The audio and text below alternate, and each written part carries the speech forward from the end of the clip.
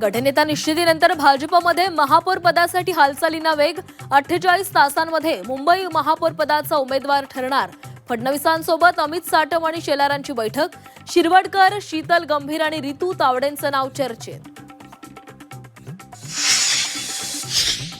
चंद्रपूरच्या महापौर पदाचा तिढा दिल्ली दरबारी. आज के.सी. वेणुगोपाल यांच्या अध्यक्षतेमध्ये बैठक. वडेट्टीवार धानोरकर संघर्षामुळे महापौर पदाचा तिढा कायम. जंग में जाने वाले घोडे बारात में नहीं नाचते. प्रतिभा धानोरकरांचं स्टेटस चर्चेमध्ये. नाव न घेता धानोरकरांचा वडेट्टीवारांवर निशाणा. पुण्याच्या महापौरपदी मंजुषा नागपुरेंची निवड होण्याची शक्यता. भाजपकडून मंजुषा नागपुरेंचं नाव निश्चित. मंजुषा नागपुरे प्रभाग क्रमांक 34 मधून बिनविरोध विजयी. लाडकी बहीण योजनेला अजित पवारांचं नाव द्या. आमदार अमोल मिटकरींची मागणी. अजितदादांची लाडकी बहीण योजना असं नाव देण्याची मुख्यमंत्र्यांकडे मागणी करणार असल्याची मिटकरींची माहिती.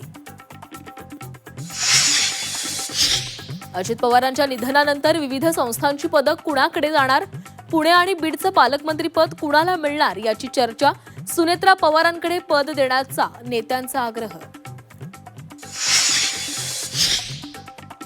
अजित पवारांचा मृत्यू ऑपरेशन लोटसचा भाग आहे का? खासदार संजय राऊतांचा सवाल. भाजप विरोधात बोलणारा जेलमध्ये जातो किंवा जीव गमावतो, राऊतांचं वक्तव्य.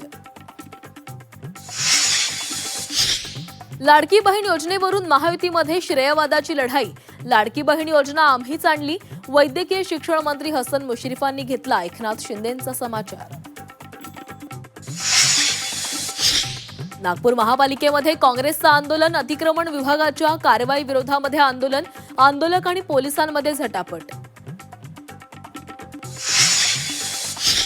सरपंच पदाच्या उमेदवारीसाठी पोटच्या पोरीचा बळी. जुळ्या मुलींपैकी एका मुलीचा घेतला जीव. तिसऱ्या अपत्याची अडचण होऊ नये म्हणून मुलीचा खून.